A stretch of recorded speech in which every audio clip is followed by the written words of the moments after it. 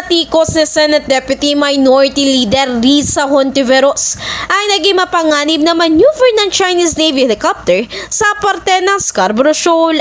Ayon sa senadora, malinaw na ipinapakita ng bagong aksyon ng China na hindi pa nakukontento mga ito sa pambubuli sa karagatan ng bansa dahil maging sa himpapawid ay nagbabanta ito. Kasunod nito, buo ang paniniwala ni Hontiveros na tahasang nanggugulo ang China sa teritoryo ng Pilipinas. Bilang tugon, nanawagan ng senadora sa mga international community at maging sa mga kapitbahay nito sa Indo-Pacific na samahan ng bansa sa pagtutol o di kaya ang paglaban sa mapanganib na aksyon ng China. In the heart of changing lives, ito si Brigada Ann Cortas ng 105.1 Brigada News sa Manila, the Music News Authority.